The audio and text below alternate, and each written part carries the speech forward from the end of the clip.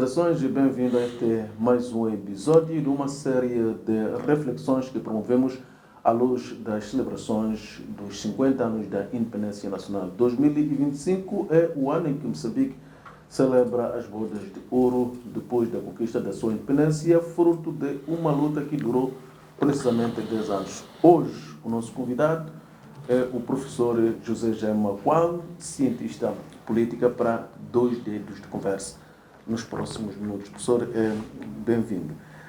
Certamente que o grande destaque para todos os moçambicanos, quando falamos de 50 anos da independência nacional, é a conquista da própria independência. Mas os sonhos são muito mais que isso.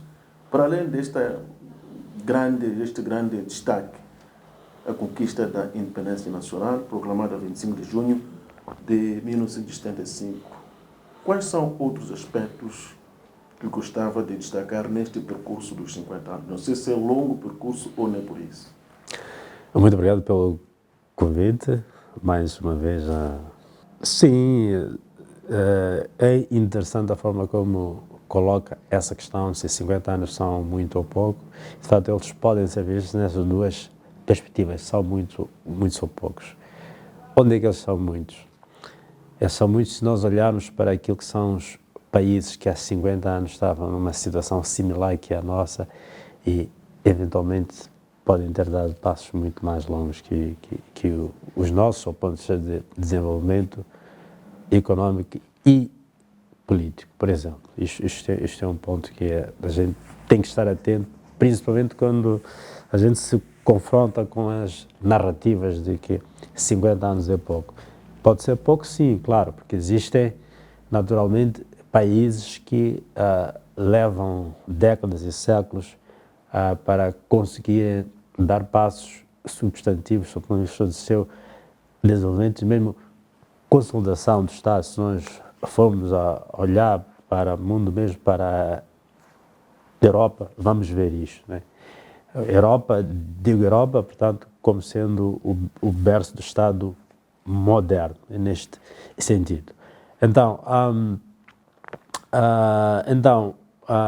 mas também pode-se dizer que é pouco, olhando para aquilo que eu disse, que a construção de um país, de uma nação, de um Estado, leva muito tempo. É um processo contínuo que leva décadas. Mas a distância entre o muito e o pouco, no meu entender, portanto, aquilo que pode ser alcançado, né, e aquilo que leva tempo para ser alcançado, penso está nas pessoas, nos líderes, nas elites políticas, na visão, no compromisso em relação àquilo que se quer para um país, para uma nação.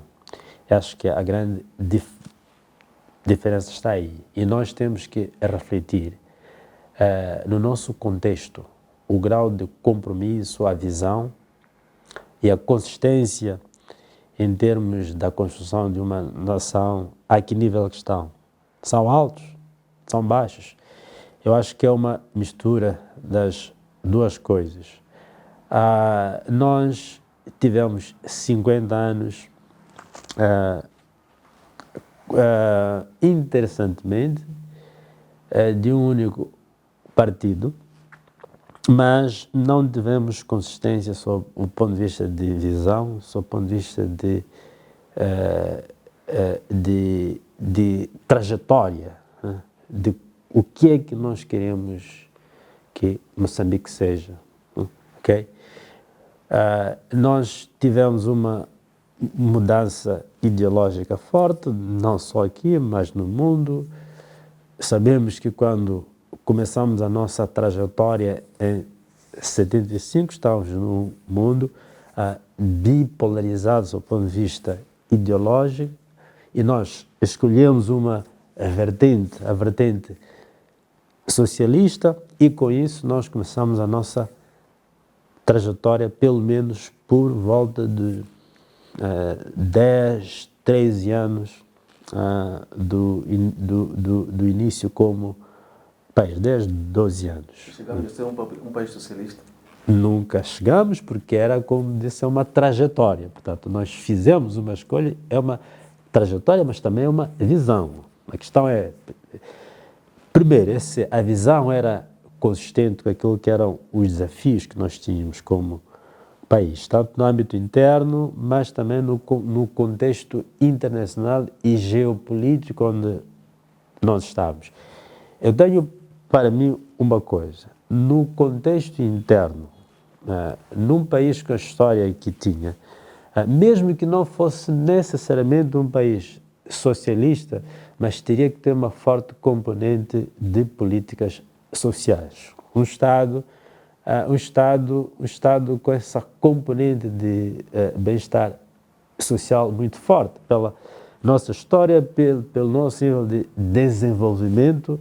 Não estou a ver como é que nós conseguiríamos reverter os problemas históricos que nós tínhamos se não houvesse um Estado com uma forte componente social. Não só há 50 anos, como ainda acho que o é agora, hoje em dia. O presidente Samora Machel preconizou educação para todos, saúde para todos. E nesta perspectiva, o professor Imaquano... É fundamental. Era fundamental e continua a ser fundamental neste momento. Quer dizer, não é possível nós desenvolvermos este país apenas pensando numa perspectiva estrita de mercado. Eu não creio nisso. Aliás, os nossos experimentos neste sentido viram que não é possível. Agora, por conta disso é que nós demos esses passos, mas não conseguimos realizar esta visão que nós tínhamos. E aqui devo dizer uma coisa, eu não estou, ao menos a minha própria visão em relação a isso, não acho que nós tínhamos que ser 100% estatizantes, não. Poderíamos ter talvez uma economia mista, mas a componente social tinha que estar lá. Isto acho que era importantíssimo, ainda acho que é, do ponto de vista do nosso desenvolvimento. Agora... Mas com o tempo, as escolas que o presidente Samora, por exemplo, fez, educação gratuita para todos, gratuita também para todos, e outras escolas que o presidente Samora fez, foram em muito pouco tempo criticadas, e inclusivamente tudo que seguiu, incluindo a guerra dos 16 anos, acabou sendo justificado com estas políticas. Não, quer dizer, eu penso que talvez as críticas não tenham sido necessariamente para as políticas sociais em tanto que tal. Eu penso que educação, saúde, devia estar claro para nós todos que era fundamental garantir-se o acesso universal à educação e saúde. Nós ficamos independentes com mais de 90% de analfabetismo. Não seria possível, pela via do mercado, nós revertermos essa enorme dívida social. Impossível, impossível. Então o Estado efetivamente tinha que fazer um investimento massivo na educação, tinha que fazer uma educação massiva na saúde, para garantir um mínimo de desenvolvimento do capital humano necessário para os outros desafios do desenvolvimento. Não havia como. E ainda é assim. Acho que nós precisamos de massivos investimentos na saúde, educação. Nós temos ainda seríssimos desafios sob o ponto de vista de desenvolvimento do capital humano, e esses investimentos devem ser feitos. Então, sob o ponto de vista de políticas sociais, não necessariamente concordando com a opção ideológica no todo que nós tomamos, acho que é consistente. Para um país com os desafios de desenvolvimento que nós éramos e ainda o somos, era consistente. Agora, sob o ponto de vista político e sob o ponto de vista da própria gestão econômica, aí já tenho outras reservas.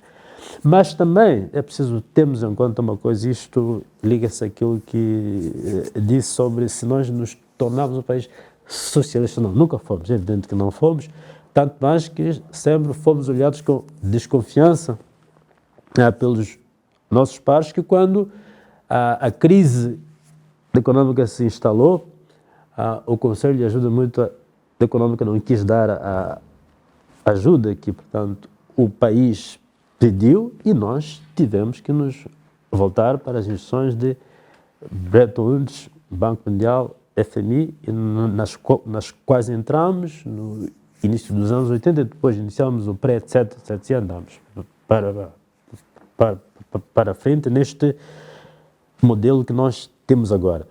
Mas agora, sob o ponto de vista ideológico, sob o ponto de vista político das liberdades, claramente que aí eu já tenho as minhas reservas das opções que nós tomamos em relação a isso, mas também sob o ponto de vista econômico. Mas sob o ponto de vista econômico há duas vertentes. Uma delas é a opção ideológica, por exemplo, por uma economia planificada centralmente. Ok, a gente entende que isso possa ser uma opção ideológica em função daquilo que o partido que liderou o país tinha como sua base ideológica. Mas há um outro elemento histórico, é que o abandono da economia pelo empresariado ligado ao colonialismo português também ditou algum ímpeto estatizante, porque é evidente que o Estado, naquela época, tem que intervir na economia para garantir ou para impedir o colapso econômico. Agora, para mim, como alguém que analisa essas coisas, etc., ou ao menos observa, não está claro se a amplitude da intervenção até os níveis que chegou e depois revelou-se ineficaz foi por causa da necessidade de intervir na economia, pelas razões que eu indiquei, portanto, este abandono, ou foi uma opção ideológica? Portanto, qual foi o impacto da intervenção que se justificou historicamente pelo abandono da economia e qual é a parte que tem a ver com as versões ideológicas do modelo econômico que podem ser creditadas o fracasso econômico que depois se seguiu. Mas, em síntese, voltando ao ponto que disse, por causa dessas coisas todas, nós nunca chegamos a completar o projeto socialista. Mas, muito mais importante do que isto, o projeto socialista tinha esses pontos de interrogação no meio, ou seja, entre a opção ideológica, entre as decisões pragmáticas que foram tomadas em função da história, e o resultado líquido disso é que nunca foi concretizado na sua plenitude um projeto claramente socialista. E depois temos a parte internacional, regional, geopolítica, que fez com que também o país sofresse pressões externas e que acabaram levando com que redefinisse as suas escolhas e as suas formas de atuação. E um dos elementos que disso emerge é aquilo que eu disse, é que os próprios países socialistas do bloco socialista sempre olharam Moçambique com uma certa desconfiança de que não era genuinamente socialista, né?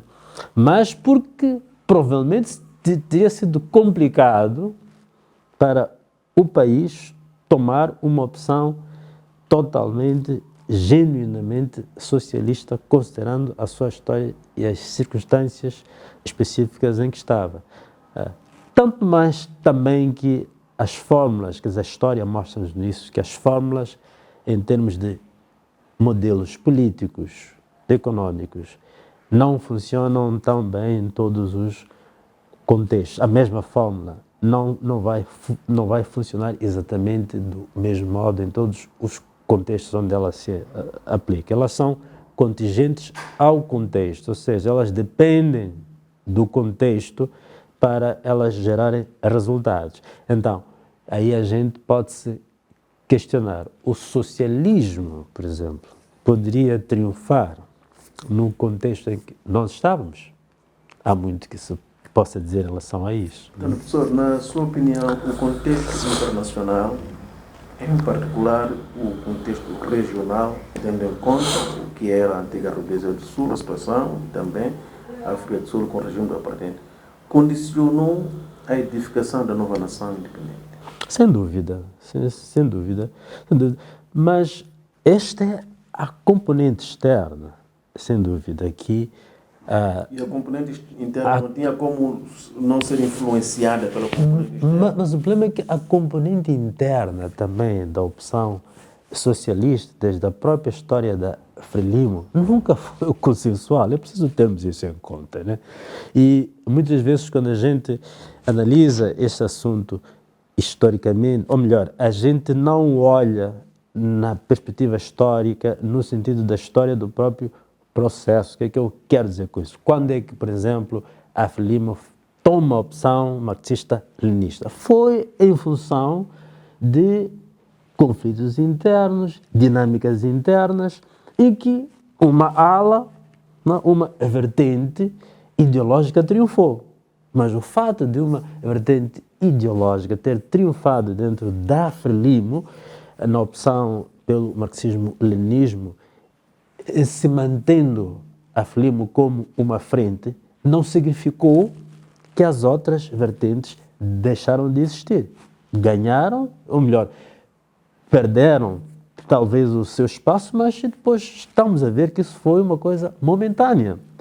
Porque estas forças sempre existiram lá dentro e de uma forma ou de outra elas vão emergindo ou emergindo e elas, em certa medida, devem ter influenciado na forma como a Frelimo historicamente foi fazendo as suas opções ideológicas. Então, quando ela decide abandonar o marxismo-leninismo, não pode vir com uma surpresa. É porque, na verdade, nem todos eram genuinamente marxistas-leninistas. E que o emergir, ou melhor, a proeminência desta corrente ideológica foi fruto das dinâmicas internas. E, portanto, as outras ainda estavam lá. Então, é isso que... Então, nós não podemos também descurar a vertente interna. Houve o contexto histórico mais amplo, mas também teve a vertente interna. E se nós formos mais a fundo, podemos nos questionar qual era genuinamente o nível de apoio mesmo interno na própria Frelimo à ideologia marxista-leninista. E, certamente, se nós dessemos oportunidades aos membros históricos da Frelimo de partilharem suas memórias sobre isso, poderíamos entender muito mais de como é que provavelmente o marxismo-leninismo não tinha consenso dentro da Frelimo. O marxismo-leninismo não tinha consenso dentro da Frelimo. Isto faz recordar todo um exercício que o país fez quando se preparava, portanto, para a Constituição de 90. Lembro que o presidente Chissano liderou comitivas pelo país em que quase que não se produziu consenso para a abertura do país ao multipartidarismo. Esta decisão acabou mesmo pesando para o presidente Chissano, que desafiou o país a mostrar que não havia outro caminho que não fosse aquele do multipartidarismo. Pois,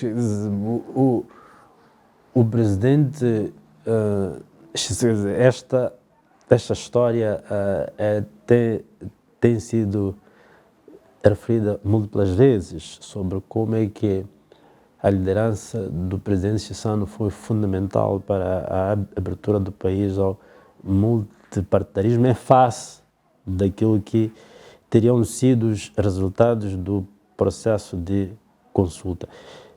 Eu acho que é um registro histórico. Sim, sim. O referendo, a consulta também, né? Quer dizer, aliás, na verdade, referendo é uma é conceitualmente a confirmação de uma decisão, ok? E sendo plebiscito já o processo de consulta, né? Ok, mas a questão aqui é a seguinte. Eu, naturalmente, penso que tem que se reconhecer o papel do presidente Chissano, historicamente, na abertura política, econômica e na pacificação deste país. É um registro histórico indelével, está lá. E é merecido. Mas eu tenho sérias dúvidas sobre os processos, quer dizer, a interpretação desses processos de consulta e de como é que o multipartidarismo foi rejeitado. Eu tenho já minhas dúvidas em relação a isso. Por quê? Porque as condições em que a própria consulta foi feita, quer dizer, você está a fazer consultas num país que tem um histórico de cerca de 15 anos, na altura, de monopartidarismo e de repressão política e de restrições de liberdades políticas e civis. E você está, primeiro, a fazer consultas sobre conceitos políticos que temos que nos questionar em que medida é que as pessoas os conheciam profundamente e o seu significado para poderem entender o que é que significam as escolhas que são-lhes colocadas à frente. O que é que eu quero dizer com isso? As pessoas entendiam mesmo o que é que significava a mudança do país para o multipartidarismo. O que é que significava, sob o ponto de vista das suas liberdades, sob o ponto de vista das suas opções, etc. Tenho sérias dúvidas. Então, quando chega a dizer, as pessoas rejeitaram o multipartidarismo, às vezes fica a ideia de que não, o multipartidarismo foi uma decisão benevolente da Frelimo e particularmente do presidente Chissano, que apesar das pessoas terem rejeitado, o presidente Chissano, de forma altruísta, decidiu que não tínhamos que caminhar. Eu tenho sérias dúvidas. Acho que foi uma reinterpretação excessivamente benevolente da história. Primeiro é que o partido Frelimo, portanto o regime vigente na altura, estava confrontado com uma situação interna e externa insustentável. Quer dizer, e as opções que estavam à mesa eram opções limitadas, né? E nós temos que estar cientes que estávamos diante do colapso do bloco soviético na altura, o tal bloco da nossa opção ideológica. Já estávamos nas instituições de Bretton Woods, do ponto de vista econômico, já estava a falência desse bloco, estava declarada, como eu antes disse. O pedido de apoio econômico feito a esse bloco foi rejeitado. Então o país não tinha opções, então para onde é que iria? E começa o processo de aproximação do país ao Ocidente. Temos a viagem do presidente Samora para o Reino Unido, depois também para os Estados Unidos, e fala com quem? Falam com os falcões da ideologia neoliberal e da democracia liberal. Margaret Thatcher, Ronald Reagan. Então, que opções tinha? Portanto, quando o presidente Chissano assume o poder em 86, este xadrez já está articulado. E ainda tem a componente interna. Portanto, quando nós aqui estamos a dizer que não, o presidente Chissano, apesar da rejeição que o povo... Mas que povo é este? Este povo era um povo que tinha condições de escolha e de reflexão e consciência em relação a estas escolhas limitadas. Mas o contexto também não deixava muita latitude. Então, ou o regime se abria ou colapsava e já estava diante de uma situação interna extremamente crítica. E nós sabemos muito bem o que é que aconteceu quando Moçambique abre-se para o Ocidente. Uma das coisas que ocorre é a abertura do país para a ajuda humanitária do Ocidente, que era altamente necessária e que contribuiu para aliviar parte dos desafios que o país na altura tinha. Então, esses fatores todos, naturalmente, que contribuíram para que houvesse uma propensão, o país para nós sermos fracos. Não tinha muitas opções, do ponto de vista de abraçar ou não o multipartidarismo, nem que fosse formal. Era a onda do momento. E o país já tinha começado o seu ciclo, que dura até hoje, de dependência do Ocidente e desse sistema global, com a sua estrutura de condicionalismo, dentre os quais tem a ver com a componente política de abertura política e adoção de alguns preceitos da democracia liberal, mesmo que sejam mal implementados. Mas o ponto é o seguinte, é que esses condicionalismos já estavam lá. Agora, repito, não estou a querer reduzir, e eu tenho uma admiração histórica muito grande pelo presidente Chissano, pela liderança e pela personalidade particular dele, pela forma como ele geriu a transição do país. Acho que é excepcional e a contribuição histórica dele, como disse, é indelével. Mas tenho reservas dessa benevolência do presidente Chissano em relação às opções feitas de abraçar o multipartidarismo, que foram dependentes do contexto e da dinâmica em que o país estava inserido. Professor Makwano, o país, depois deste exercício, abre-se à existência de muito mais partidos, para além de terem passado a existir mais partidos, que outros ganhos podem ser identificados fruto de um sistema multipartidário que o país abraçou já se passam mais de 30 anos? Bom, as liberdades. Além da existência de mais que um partido e também da realização regular das eleições de 5 em 5 anos. O que mais o país tem? Bom, as liberdades penso que são, ou pelo menos a formalização das liberdades, mesmo que elas efetivamente ainda sofram restrições para o seu exercício.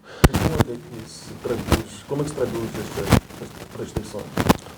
É evidente que no nosso país a liberdade de expressão, a associação, a reunião, a imprensa ainda são limitadas. Ou seja, sabemos muito bem, e é só nós vermos o que é que tem acontecido nesses últimos anos, aliás, nesses últimos 30 anos, mesmo com a democracia multipartidária, sobre como é que um direito constitucional como o direito à manifestação é reinterpretado de forma abusiva e, no fim, pode ser apenas exercidos por certos atores que estão alinhados com o partido no poder. De fato é isso que ocorre. Quando são outros atores, há todo um conjunto de legalismos que, no fim, resultam na restrição deste direito. Mas quando, e nós vemos cansado do partido no poder, é instantâneo, né? Não há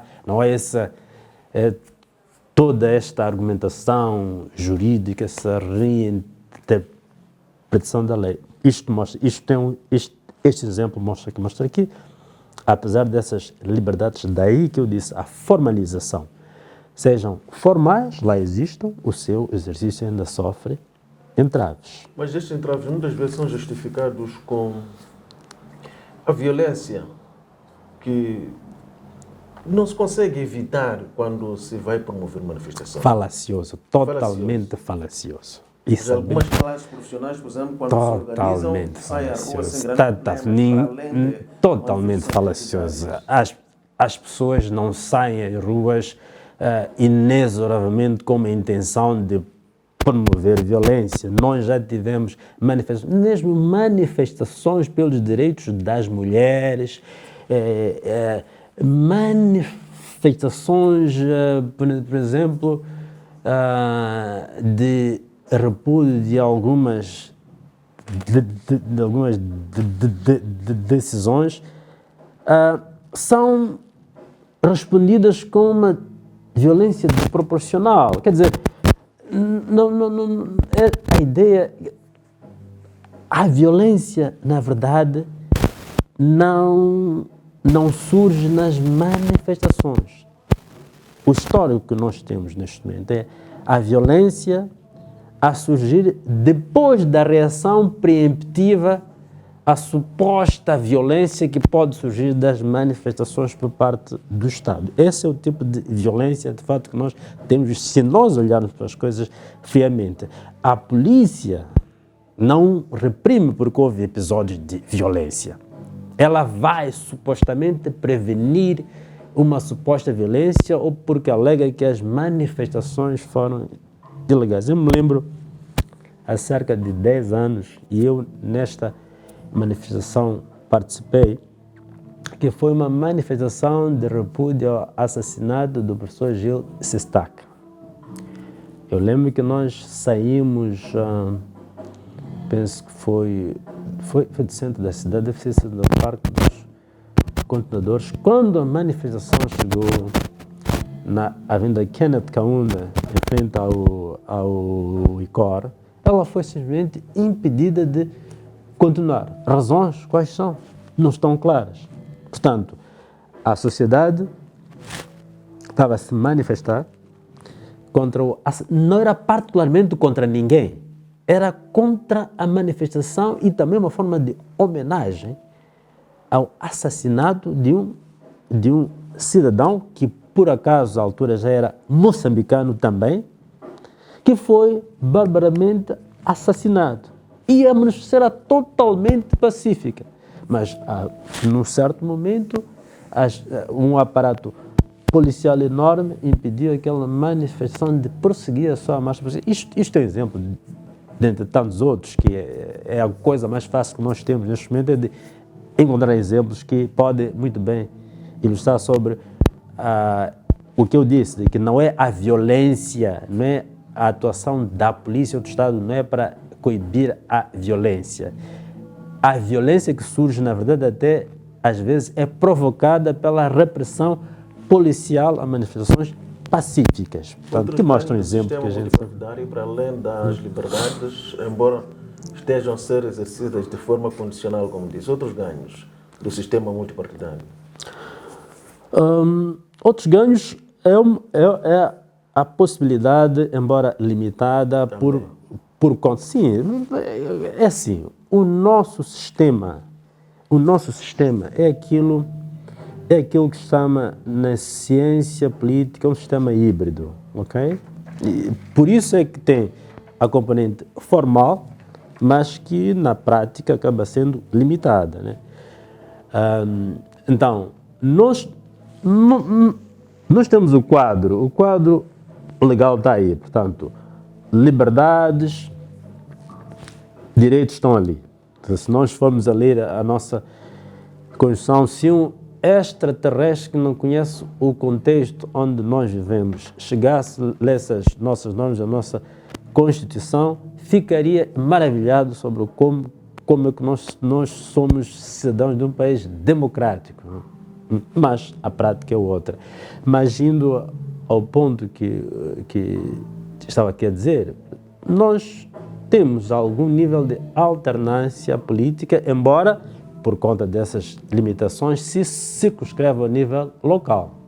Portanto, a possibilidade de se eleger representantes que concorrem pela via de outros partidos que não seja o partido no poder e ganharem eleições, como tem ocorrido nas eleições autárquicas, naturalmente que é um desses ganhos que nós estamos a ter por conta da democracia multipartidária. Onde ainda existem entraves muito fortes é na política nacional. Ainda é um tabu na política nacional que se considere a possibilidade de uma alternância. Mas na essência de um sistema democrático, essa possibilidade de alternância deve ser encarada como um elemento real e possível. Então, mas isso leva-nos a um outro ponto que se liga a essa questão que diz as limitações. É que um regime político não se faz de normas, ele se faz também de uma moral e uma consciência, uma ética política que aceite as diferenças e a possibilidade de um verdadeiro pluralismo político. Não é apenas você criar normas que abrem espaço para que muitos partidos possam existir, que vai tornar o país necessariamente multipartidário, mas a existência de uma ética e de práticas e de instituições que, para aqueles que são relutantes, possam garantir a efetivação deste direito, que haja pluralismo político. Quer isso dizer o quê? Que as pessoas não podem transformar em opção aceitar a existência de outras ideias ou não. Isto é um direito, é uma norma. Então, mas também as pessoas têm que ser por dentro democráticas, ou pelo menos têm que introjetar as normas existentes que fazem parte do regime político. É uma ética, são as normas, são os comportamentos. E é um sistema todo que, quando há desvios em relação àquilo que é a essência deste regime, possam ser eficazes no sentido de corrigir esses desvios e restaurar aquilo que é a essência desse sistema, e no caso a ideia de pluralismo. Então, o pluralismo tem que ser garantido efetivamente, não ficar apenas nas normas. Então, a sociedade, as instituições, os indivíduos têm que ser formados, têm que ter a consciência e têm que ter as práticas consistentes com o pluralismo político. E aí é que nós temos grandes desafios. E não estou a falar apenas do partido no governo. A ideia de democracia e pluralismo político ainda é uma limitação ética, mental e mesmo de formação política de muitos políticos neste país. Este é um grande desafio. Nestes 50 anos, já na parte final mesmo deste período que estamos aqui a analisar, o país ensaiou um outro modelo no processo da governação que tem a ver com a descentralização. E quando se concretiza, não faltaram vozes críticas à forma como esta descentralização está sendo feita. Qual é a visão do professor Maquan? A descentralização é um elemento fundamental para a realização do pluralismo político, mas muito mais de pluralismo social, de uma forma mais ampla. Porque a sociedade é complexa. E a nossa sociedade, com os vários grupos étnicos que ela tem, as várias experiências culturais, a sua natureza multirracial, multiética, multicultural, ela é em si plural. E eu não vou conseguir materializar o pluralismo nas instituições e na forma como esses diversos grupos, identidades encontram para realizarem o seu potencial se eu não criar formas plurais de organização, de ação coletiva, incluindo da ação do Estado. E uma das formas é esta, é eu criar uma pluralidade de formas de organização da ação coletiva que dê espaço a esses múltiplos grupos. E nisso não se realiza a partir de um Estado centralizado, em que as coisas são feitas a partir de Maputo. Elas têm que ser feitas a partir de múltiplos polos, em que essas várias formas, essas manifestações de pluralismo possam encontrar espaço para que as suas aspirações possam ser realizadas. A descentralização é uma fórmula para isto, porque vai dar espaço, vai dar voz para que esses vários grupos, essas várias identidades, essas várias manifestações sociais encontrem voz, encontrem espaço, encontrem formas de se organizar coletivamente para responderem aos seus desafios para realizarem o seu potencial, para valorizarem a sua existência e para serem felizes neste mundo, de forma muito mais ampla. Então, a descentralização é um elemento fundamental para o pluralismo social. O que passo tem que ser dado para que esta descentralização ocorra de forma perfeita? Porque há quem diga que, neste momento, a descentralização que está acontecendo no país não é aquela que se esperava. Sim, é evidente que nós ainda temos grandes desafios. Por exemplo, uma das coisas que a descentralização sempre trouxe nos seus instrumentos é a ideia de gradualismo. Pelos receios existentes. Claro que a descentralização não é uma panaceia, não é uma fórmula que cura tudo, que resolve tudo. Ao mesmo tempo que nós dizemos que ela pode resolver esta questão de dar espaço a este pluralismo social, ela também pode trazer os riscos de fragmentação social, política, etc. Ok. Agora, uma das coisas que não está a funcionar no nosso país é o ímpeto centralizador que nós ainda temos neste momento. E este ímpeto supostamente foi mitigado com a ideia de que não, vamos descentralizar porque é uma visão que nós temos no Estado, é uma visão que nós temos na Constituição. Mas este processo tem que ser feito de forma gradual. Ok, tudo bem, até esse entendimento. Só que o gradualismo, embora não se possa dar prazos rígidos, mas ele tem que ter alguma temporalidade, ele tem que ter algum tempo em que as coisas vão acontecer. O que nós temos agora é que não só a visão não tem sido consistente, existem avanços de recuos que pode ser normal, mas há recuos que muitas vezes podem ser considerados uma reversão. E eu vou dar um exemplo muito claro.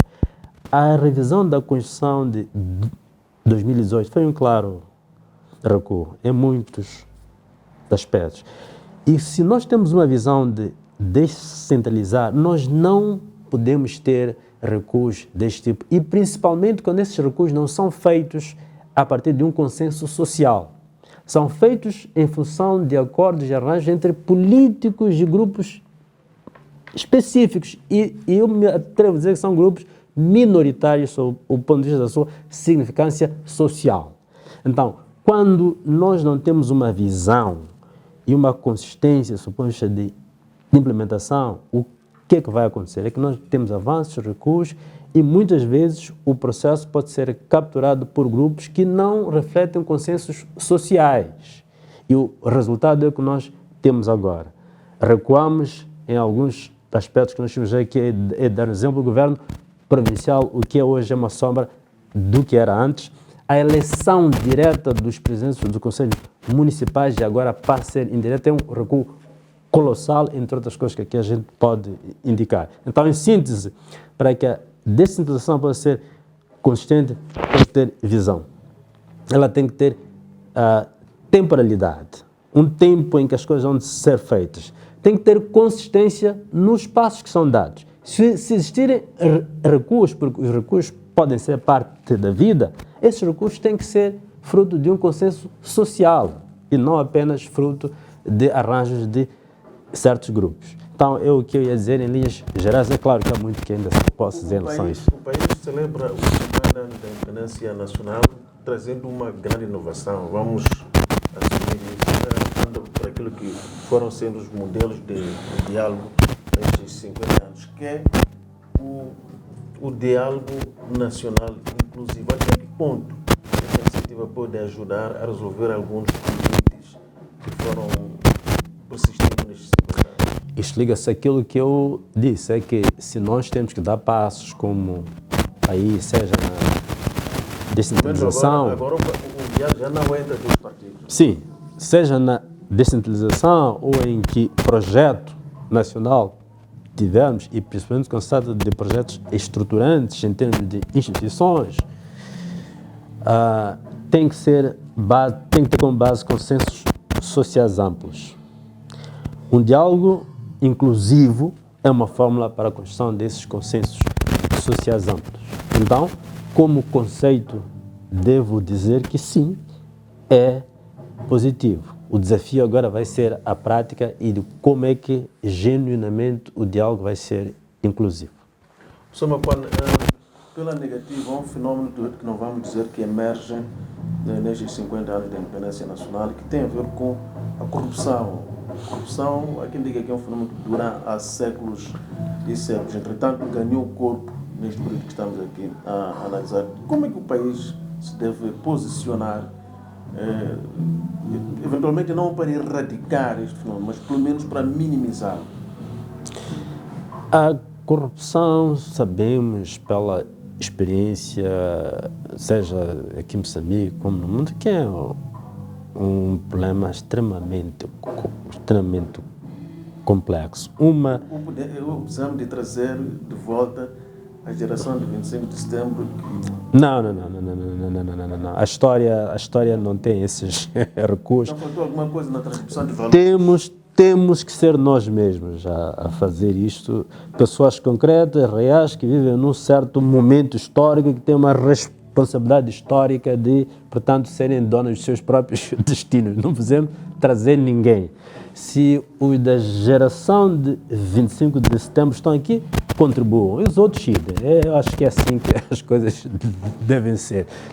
Temos que deixar esse saudosismo, esse sebastianismo, né? Estamos à espera que ele, rei Sebastião, volte e salve, etc. Temos que deixar esse messianismo, então temos que deixar. Isso são assuntos seculares, de homens, de pessoas, e nós temos que olhar para eles de frente. Então, ninguém combate corrupção dizendo que vai combater corrupção, prende pessoas aqui, não. É todo um sistema, social, econômico, político que cria espaço e alimenta a corrupção. E se nós não atacarmos esses elementos, nós podemos ter discursos bonitos em relação a isso, nós não vamos sair de onde estamos. Aliás, estamos nisso há anos. É preciso pensar que a nível, no contexto social, político, econômico, cria as condições para a existência de corrupção e para a sua reprodução.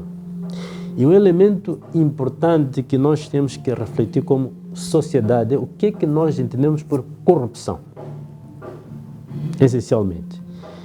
Porque o que nós entendemos por corrupção e os seus males será importante para nós definirmos por onde começamos e por onde é que nós devemos olhar para erradicar este mal. E não adianta nós estarmos com fórmulas prontas de outros sítios, vamos estar sempre neste exercício cíclico em que vamos falar deste assunto, mas propriamente não vamos conseguir sair ou não vamos conseguir ter resultados muito, ou melhor, substanciais e visíveis em relação a onde nós estamos neste momento. É uma compreensão mais profunda. Porque é assim, e criticam-nos muitas vezes a nós académicos porque dizem que não, vocês gostam de análise, de dizerem coisas. Não, o problema é que muitas vezes nós não conhecemos os problemas que pensamos que conhecemos. Então, partimos de um pressuposto de que a gente já sabe qual é o problema, e às vezes a gente não sabe, e a gente aplica soluções para problemas mal conhecidos. E depois, muitas vezes, as soluções acabam não sendo eficazes. Então, eu acho que não seria mal, embora a gente já saiba muito em relação a este assunto, como sociedade, não seria mal nós termos uma reflexão de o que é corrupção no contexto social de Moçambique hoje, nesse contexto. O que é a corrupção que para nós é corrosiva, sob o ponto de vista da nossa sobrevivência como sociedade, como país e como necessidade de criação de condições para levarmos adiante os nossos projetos coletivos. Então, o que é fundamental que nós temos que entender e porquê e como é que nós devemos atacar este problema. Eu penso que para mim isto é uma não, a questão não é que se volta. Há de ver uma coisa. Até hoje existem universidades, até existem projetos que estão a estudar corrupção.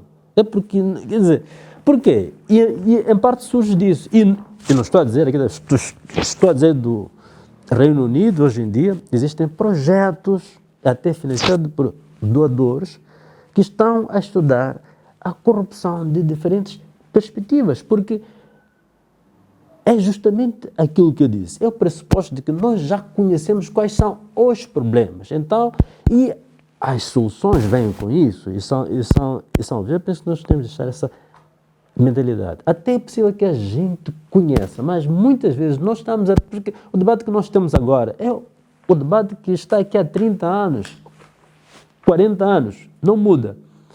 Será que os problemas ainda são os mesmos? Será que a forma como nós estamos a olhar para este problema ainda é relevante para o contexto em que nós estamos socialmente, mas também sob o ponto de vista histórico? Eu penso que nós temos que encarar essas coisas de frente e, em síntese, o que eu aqui quero repisar é que nós temos que entender o problema de que nós estamos a falar, na sua própria dinâmica, no seu próprio contexto, para que as soluções possam ser eficazes. E não vimos com formas que já existem num em outro sítio e que vamos repeti-las e depois elas não vão dar certo aqui. Sobre os valores da ética, da integridade, já agora também patrióticos, se conseguem com decreto ou por outras medidas?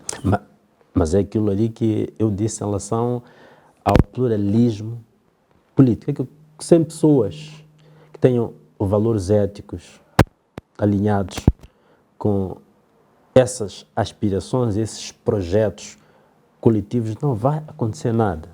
Eu não vou ter democracia com pessoas que não são democratas.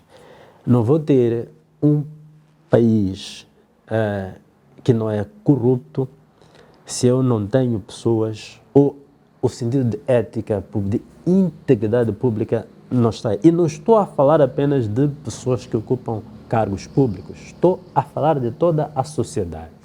Então, não é possível nós levarmos a cabo esses nossos projetos coletivos e sociais, no sentido mais amplo, se nós não tivermos pessoas comprometidas e também imbuídas de um sentimento, de um sentido ético e um comprometimento ético em relação a eles. É difícil, não é?